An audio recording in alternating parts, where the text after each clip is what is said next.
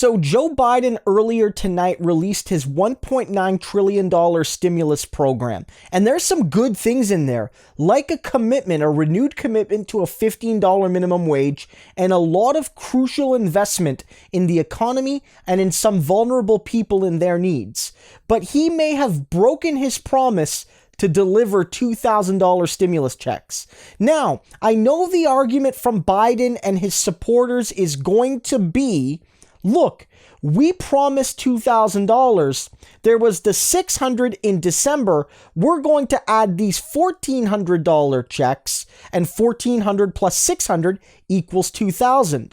But a lot of people are not going to agree because the rhetoric from the campaign of Ossoff and Warnock, and Biden was part of it, really made it sound like they were talking about $2,000 checks independent of the December stimulus, at least in how they were campaigning.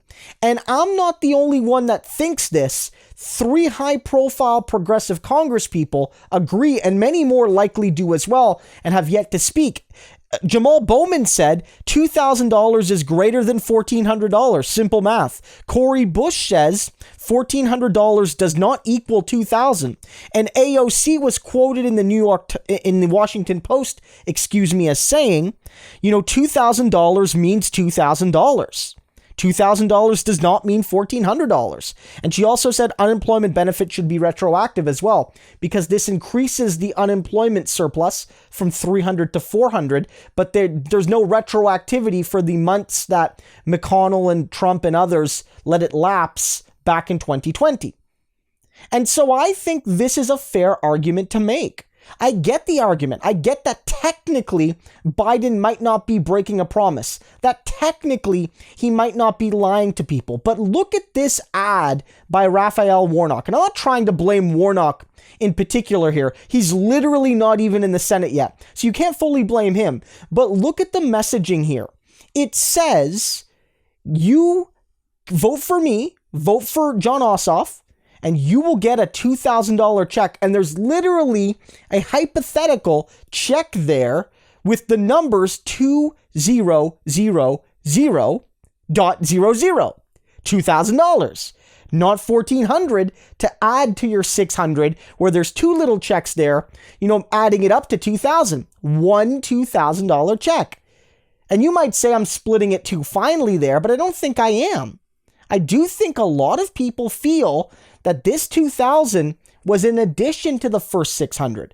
But let's be the ultimate devil's advocate and say that Biden is technically correct and his defenders are technically correct.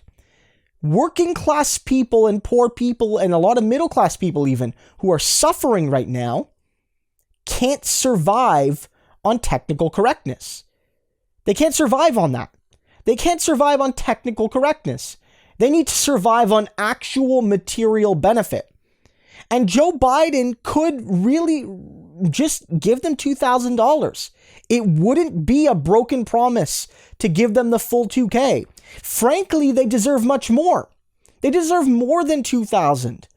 They deserve more than that. Monthly, yes, but especially when you consider that there hadn't been a stimulus check for the vast majority of this crisis. There was one right at the beginning, only $1,200, and then not another one. And people had gone a long time without unemployment benefits, and then there was the one-time $600 check in December, and that was it. So if anything, you should be giving people a $2,000 check now, and at least some money to make up for those months they got nothing. I don't know what it would be if it's the full 2,000 or you find some compromise amount. So if anything, they're already being shortchanged, even if you gave them the 6 and the 2. So I think this is a bit of a misstep from Joe Biden, if I'm being honest. This is not the worst package.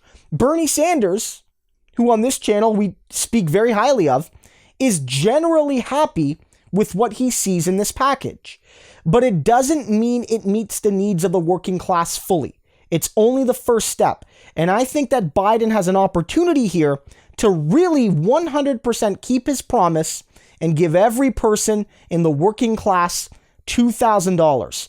not just 1,400. He should listen to young progressive leaders in the House and follow their lead, because this will endear Biden to the working class and get him started on the right foot.